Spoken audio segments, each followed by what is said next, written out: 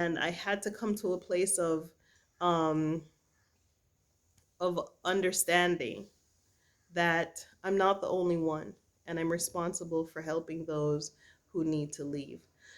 So that's where the Exodus House came from.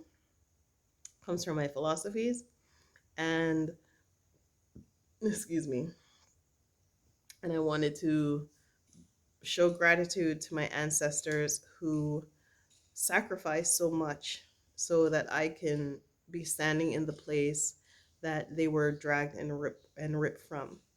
Um, so with that being said, thank you so much for listening. Um, I will be uh, I will be out at the Exodus house today. I'll do another video from there.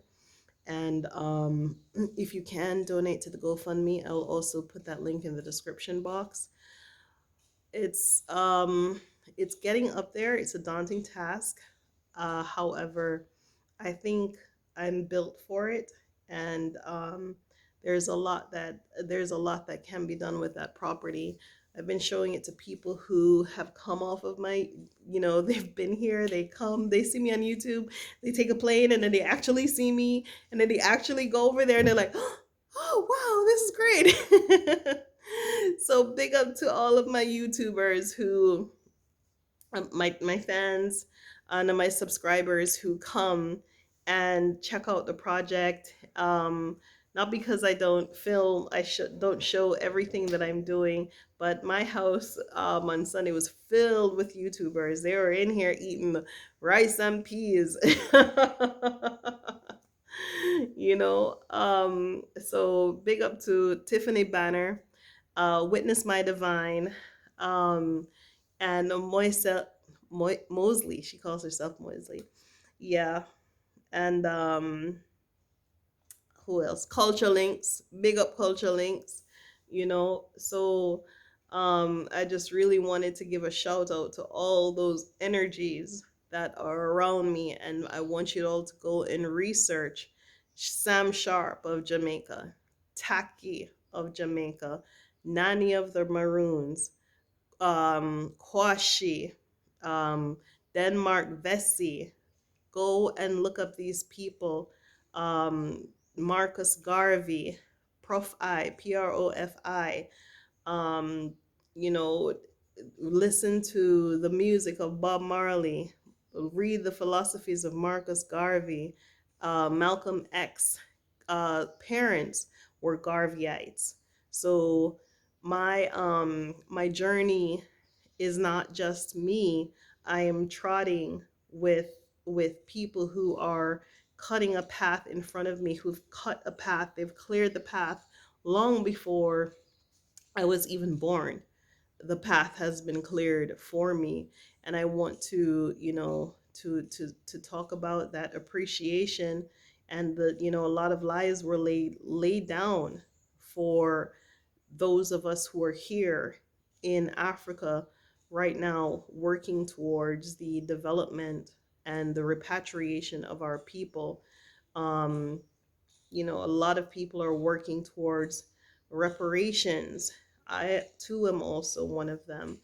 I had the honor of speaking at Marcus Garvey's house at the UNIA in Kingston, I think 2014. I've worked on things towards developing trade with Africa.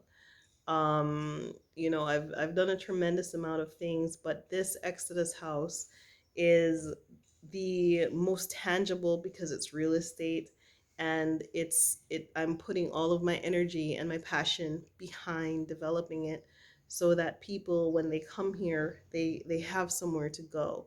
They have somewhere to start from. They can meet other people just like them who are looking to maybe get a house, to figure it out, maybe get some land together. Instead of all of we were all cast, apart. Why should we also come and be apart? We can come and be together and work together and form groups. And I think out of forming those groups of, with single mindedness towards our financial success is going to put us in a better position for the governments of these countries to say, well, hey, we can offer them residency. They're self reliant, they're educating the community, they're, providing employment for our people. Those are the things that governments want to see, you know. So I don't think we should look to come to Africa and have the mentality that we did when we were dragged from Africa and split up. Our families were split up. Children were ripped from their mothers, and sent here and there. People never saw their wives or their children again. Why should we come back to Africa and have that separation and that division? So, all that I'm doing with helping people to repatriate and helping people to find houses, all that I'm doing here is really building up our community, that we're stronger with each other. Mary has come, I call them the Rainbow Tribe. Mary has come, and they've taken JoJo. They live around the corner. They take JoJo, they go do her hair, they bring her back. There are children for her to play with. That's community. I trust those people. They trust me. That's the community that I'm talking about. The more of us that come and we can live in close proximity and we start working to get towards the same goals of economic self-sufficiency, and we have each other as a group, then the stronger we become. So I'm giving my time. I'm not charging anyone to say, I'll show you this house, give me this money. I need money. Not that I don't need money. Go visit the GoFundMe. I need money. The thing is, the money that I would charge, it makes no sense. It's not going to help me. It's not going to do anything for me. It's not, if I'm going to say, okay, give me this amount of money, T shillings, to go show you a house, it's not helping me and it's not helping you. It's not going to make a difference to keeping my household running. And this is a big household to run, right? I have a housekeeper, I have a gardener, I have JoJo, I have my lights that need to be on, I have food to buy, I have a driver to pay. Um, what is, a couple of 10,000 T shillings going to do for my life? Not much. So I would rather just store up that goodwill for the future. I would rather just, do that, and in the future it's counted as goodwill. Maybe blessings will drop on JoJo one day. Maybe someone will give me or help me to do something that I wouldn't be able to do for myself one day. So um it's, and it's more than just like showing the houses. There are things that needs to be negotiated, needs to be discussed, and how to talk to the landowners and how to talk to the landlords and how to get the best favorable deal. Those are the essential things that needs to be done. So I don't mind doing that. I don't mind lending my energy and putting my time behind that, because it is only going to strengthen us in the future, you know. Um, and if somebody doesn't, want to, I just need you to help me to do this and buy. That's fine. It's not gonna hurt me or do anything to me, you know. Um, my goal is to bring people more towards their consciousness, to start trusting themselves and knowing that they have the power to change their surroundings. They have the power to command their own income. They have the power to be self sufficient. They are able to do this in Africa. They are able to raise their children in Africa if they want to. And if they just want to visit, they have someone or a community of people that will visit. that they can visit. You know, so reach out to me. Email address is, oh God, is African? No, Exodus, Xodus, Africa 1 at gmail.com. That's Xodus Africa, the numeral 1 at gmail.com. I did it right. And you know, if you're interested in investing in the Exodus house, please, please, please, please, please reach out to me. I know a couple of people have already, and I got your emails, and I'm in the middle of responding to them, but all different kinds of stuff is going on. So look for your emails today. Okay, I know there's one lady who I have here, it's completely written out in drafts.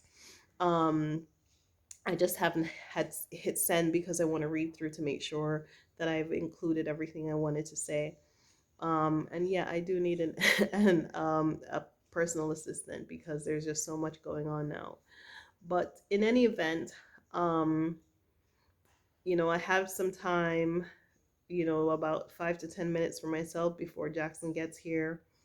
And I just wanted to do this video. It's not a quick video, but I just wanted to do that video to really speak the name of the ancestors who strengthened me. You know, I carry a Jamaican $500 bill in my wallet at all times. But my wallet is upstairs. But go and look at a Jamaican $500 bill. It is the first Black woman in history to be on money. It's the nanny of the Maroons. We call it a wrap head because her head appears wrapped on the money. And for me to see that as a young girl going to high school, that a Black woman is on the money, um, it was a sense and a source of pride and dignity that I'm somebody. And my head could be wrapped and I could still be somebody. As long as I stood for the right things, as long as I had the right philosophies, as long as I was doing the things that would make Nanny proud, I have that tied up in my DNA. And it does a remarkable amount for your self-esteem to come from that. And so I can also understand that it is a blow for those who don't have something to look at. But I want you to look in the mirror that you are something great. You're carrying the blood of great, great, great people. Even if you don't know their names and you don't know where they come from and you don't know where you come from, the point is you are here. You are here, you know.